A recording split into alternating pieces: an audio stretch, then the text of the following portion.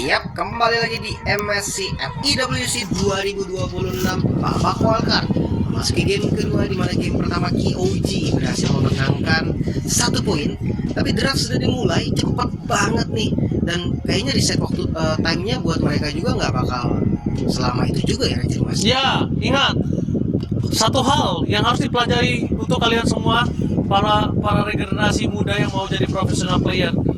Kalah yang tadi harus dilupakan, menang yang tadi juga harus dilupakan, karena reset adalah kunci. Tidak boleh terbawa euforia kemenangan, tidak boleh terlalu terbawa euforia kekalahan juga.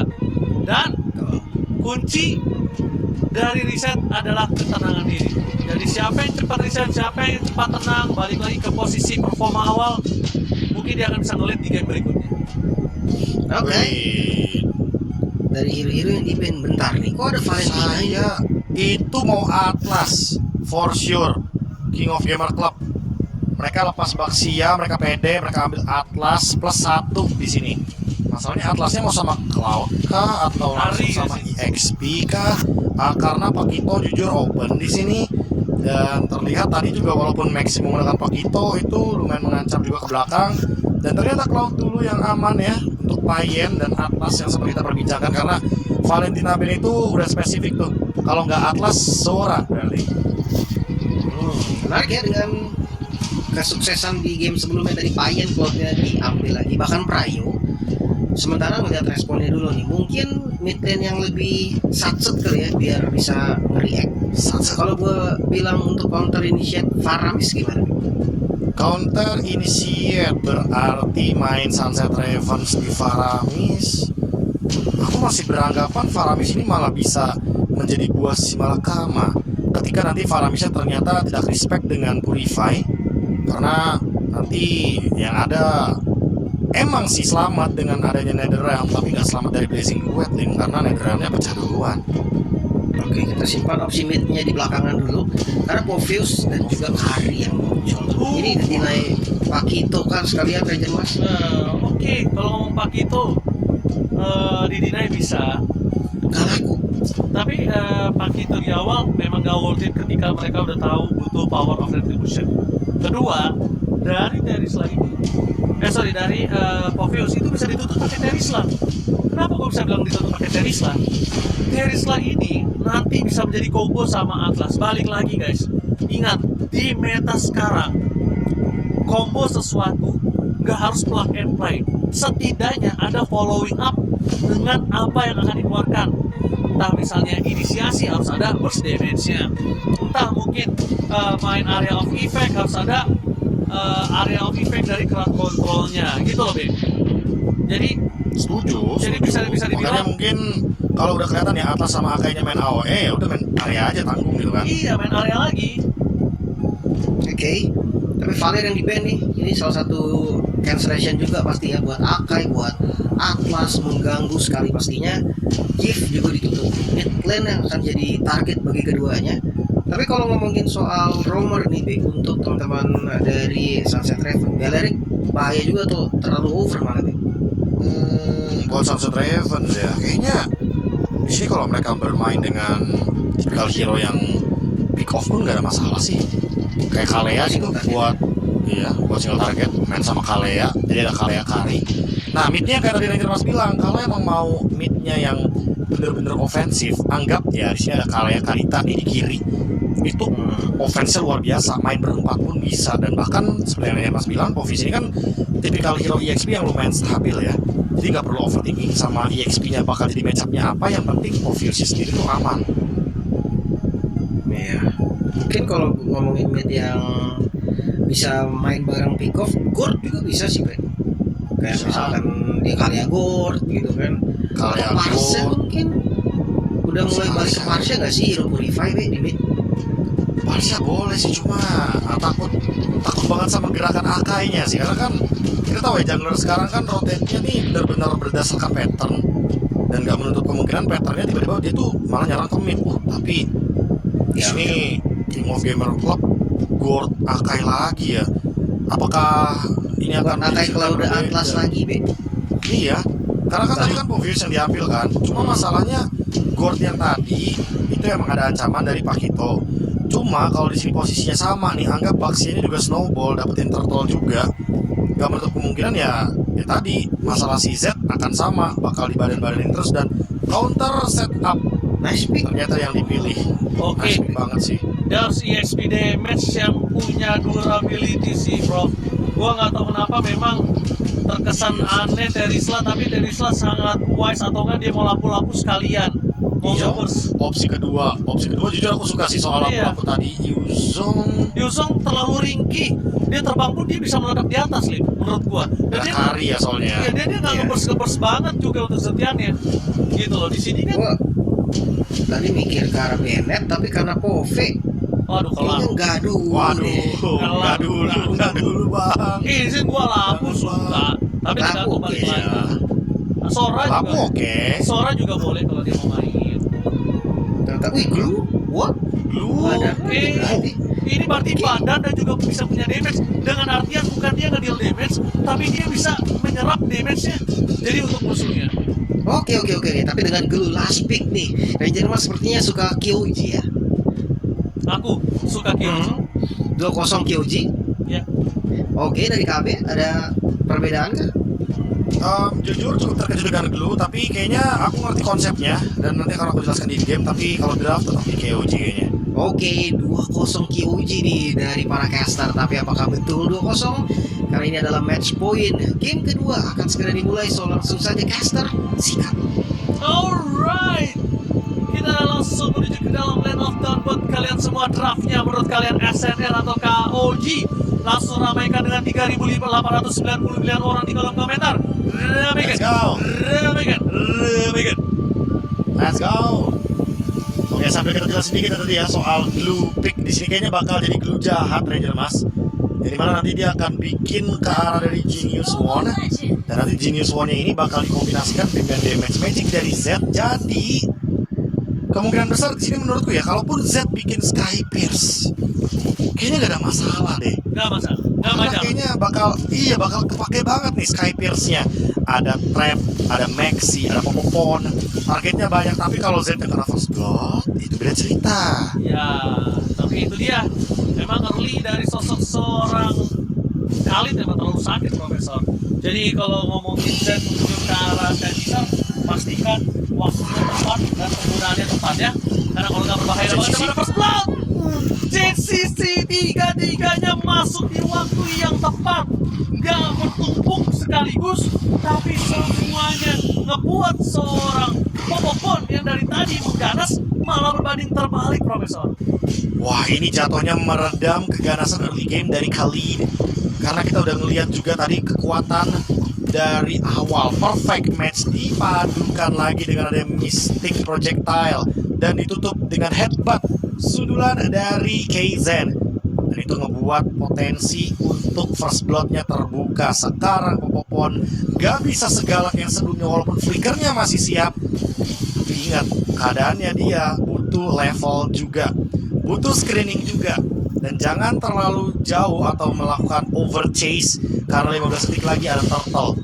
Harus ada fight yang seimbang 4 lawan 4. Kaizen udah mulai dapetin scavenger crab-nya. Oh, menuju ke arah 5 detik turtle mereka yang pertama dengan kondisi turtle masih berada di level 3. Belum bisa ada ditunggangi oleh mereka, Profesor.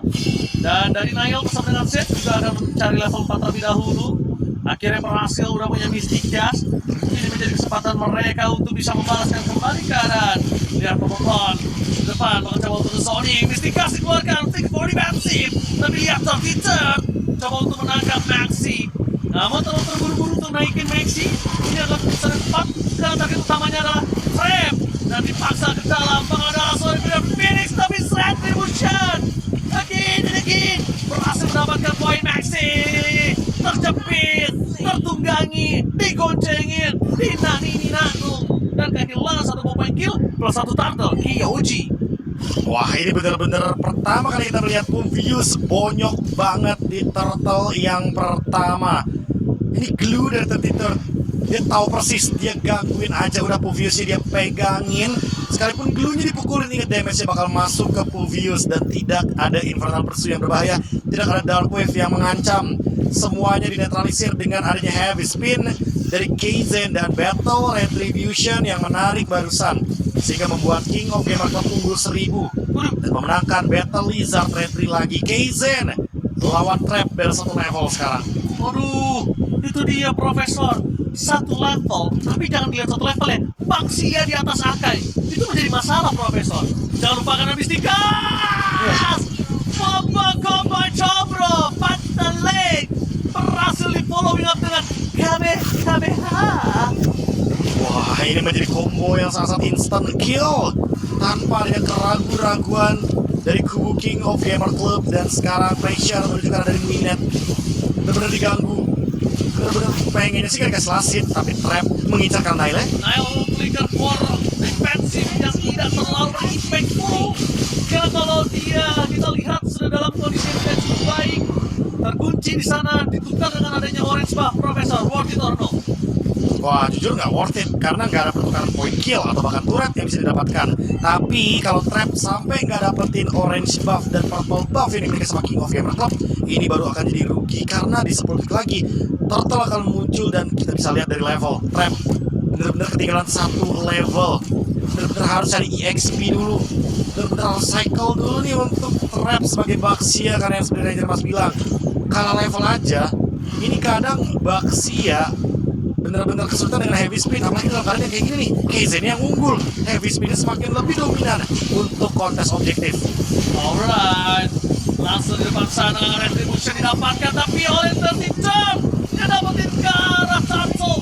Para pasukan dari KOG mereka gak usah melakukan following up dari terhadap Trap. Langsung dia blazing blood from Payen. Dapatkan point kill pas Tertiton bersinar kali ini. Dia dapetin Turtle dari 2 retribusi di depan matanya. Dia dapat monster. Wah, nggak cuma itu ya, Tertiton bahkan menutup lini belakang. Ingat, terlihat dari KDA-nya Ranger Mas cuma 002, tapi lihat impact-nya di mana. Dan Tertiton dia pegangin 3 pemain sekaligus.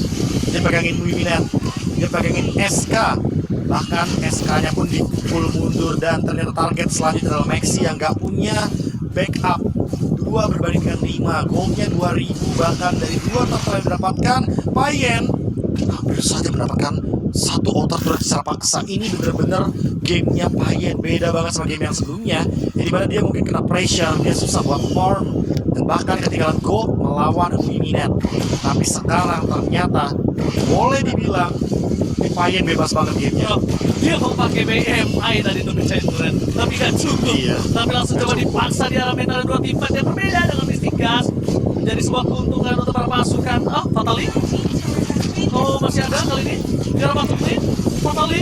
Masih di dari Fury of the Phoenix. Coba turun jalan langsung ada blazing red from Payen. Tapi di sisi selainnya, Trap berhasil mengamankan. Para buff setidaknya Baxia masih bisa rotasi. Tapi lihat, para pasukan dari KOG, mereka dapetin turret di arah bottom lane. Dan di mana turret tersebut cukup berimpact di saat turtle-nya ada di bawah lagi, Prof.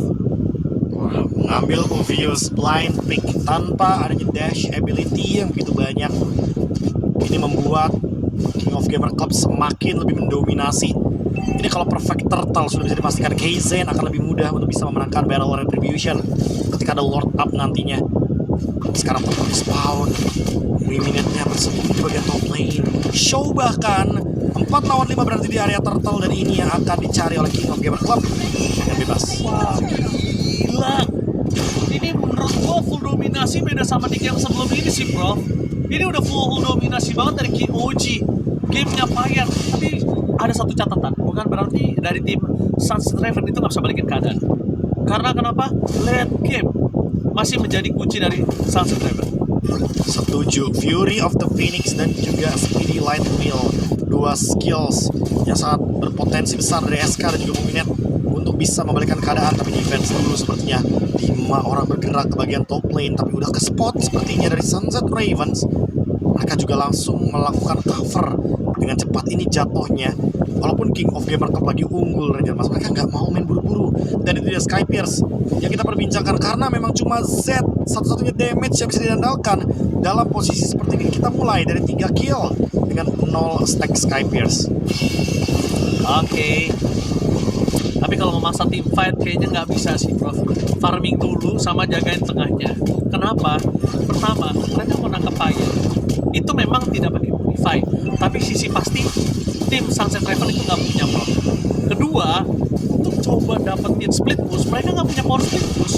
Mereka EXP-nya pakai EXP team fight, gold laner-nya pakai team fight dengan Karin. Junglernya pun jungler tank dengan posisi Baxia. Memang rotasi cepat tapi nggak bisa split push. Ya harus main defensif ya, 3-2 mungkin posisinya. Nggak bisa yang ofensif 4-1. Kayak 4 jadi objektif, satunya Kari nge-split push, yang ada Karinya bakal dimakanin terus sih sama Blazing duetnya Payet. Lihat Karapopopon aja yang bahkan udah punya chassis Voltron, damage-nya segitu. Gimana kalau Wiminet yang dipukulin? Gimana kalau Payet selesai dengan Wind of Nature secepat mungkin juga? Dan sekarang Blazing duetnya sudah ada di level yang ketiga dan on the way untuk Swift Trinity dari Payen. Tinggal menunggu waktu agar Corrosion Sight-nya selesai. Lord up. Sekarang penentuannya Trap. Akankah dia bisa mencuri? Akankah dia bisa membatalkan Battle Retribution lawan Hazen? Dan sekarang langsung dipin down. Alright, langsung Mystikas. Tripnya hilang. No power of retribution. Kari di arah bottom lane terlalu jauh untuk bisa melakukan backup team fight. Oh my god. Dan lihat permasukan dari tim KOG. Mereka tunggu terlebih dahulu dan akhirnya menuju ke arah Lord yang selanjutnya Profesor. Sekalipun dapat turret, ini mereka bisa gedor mid lane-nya loh. Wah, itu benar-benar jadi gerakan yang cukup agak sedikit terlihat attack ya. Trap di atas, sementara Muiminet di bawah. Show di waktu yang bersamaan memilih split push dengan formasi 4-1, formasi ofensif dalam keadaan kalah. Instant kill menuju ke arah Maxi. Fury of the Phoenix tidak menghentikan pergerakan dari Mystikas. Dan satu hal yang sangat berbahaya Profesor terjadi. Pergerakan dari Mystikas. Dan satu hal yang sangat bahaya Profesor terjadi. Tidak terlalu bukan SSL adalah untuk di bottom lane. Jadi apa yang melakukan kesalahan oleh Wiminet? Ini hanya ketahan Profesor. Itu dia tahan semua keuntungannya. Dan sekarang slow push Ranger Mas, ada 6 minion wave yang pasti bakal strong banget gerak-gerak dari 3 wave yang berbeda. Bukan lagi. Aduh, ini masih ada internet, mid lane pecah, top lane juga akan dituju, bahkan mereka bisa memaksakan untuk wave selanjutnya karena dia wave selanjutnya. MSP mengeluarkan satu strength, bahkan dipaksa dan sama Mystikas. Tapi Max tidak berani masuk. Dapat Zigzag bermain. Nanti hanya clear lebih dahulu. Dan ingat, bukan dengan dua masalah Profesor. Masih ada wave gede orang-orang. Itu dia wave gede-nya masih ada mid akan dituju terlebih dahulu. Sementara untuk top lane akan mengrogoti juga. Bottom lane masih ada juga dan dia trap masih sedikit lagi. Apakah akan hancur terlebih dahulu base turretnya? Tapi sepertinya masih aman karena masih ada SK. Masih ada pertahanan yang cukup kokoh dari Sunset Ravens. Dan sekarang tapi ulti sebenarnya Lord masih banyak banget untuk bisa dicari. Sementara Sunset Ravens sudah mulai gelap dari mapnya. Harus ada pengorbanan formasi kedua dari Romer EXP atau bahkan jalur tanknya. Ini udah mulai gagal pasti. Udah pasti mulai gagal. Karena udah buyang banget. Kenapa buyang? Pertama, mereka bingung keluar Kari dan kenal. Dan kedua, mereka nggak punya power split push. Ketiga, mereka nggak punya pick over. Jadi move-nya itu sulit juga bro. Jadi mau coba gerakan tambahan, kayak bisa dibilang 90 gagal, 10% berhasil. Ya ini cuma harus melakukan defense dulu ya. Defense. Karena memang kenyataannya Minet punya item tapi belum siap untuk menjalankan tim fight. Lihat ekonominya cenderung berbeda ya, perbedaan gold yang sangat signifikan. Masih jauh banget dari ekonomi 45.000. Sementara King of Gamer Club Payen pertama udah menyentuh level 15, menandakan bahwa dia farming dengan bebas. Dia udah ready dengan switch itemnya Tatap. Ravens kemudian terdekat sedikit untuk mereka mencoba mengambil alih handphonenya. Mereka harus defense. Karena mereka masih punya harapan terakhir adalah SK dengan sekian Fury of the Phoenix. Yang bagus banget bisa membalikan keadaan tingkat Lele. Membuka inisiasi dengan paling. Oke. Ngomongin Karavan Valley, sekarang nggak boleh dipaksa sih. Harusnya pelan-pelan. Maksudnya pelan-pelan adalah apa? Paksa Oki dari jauh supaya sosial skillnya keluar. Dan dengan tata lele dengan roket yang benar ini, mereka akan maksimal bisa menghadapi sang tanpa ada spell atau skill. Jadi kira-kira bisa level. Ini ya, resource skill yang mungkin tersedia. Apalagi dengan SK itu beri harapan terakhir. Ada Splendor buat butterfly damage yang akan lebih dalam lagi. ZZ dalam low HP. Sulit sih jadi rugi mereka. Kalau barbar tanpa barbar itu isi dulu ya. Dan sekarang kalau tadi ada bantuin, bakal coba dilakukan counter yang sangat baik oleh Kyoji. Dari Zen, bakal coba bermain dengan Leki. Kalau sudah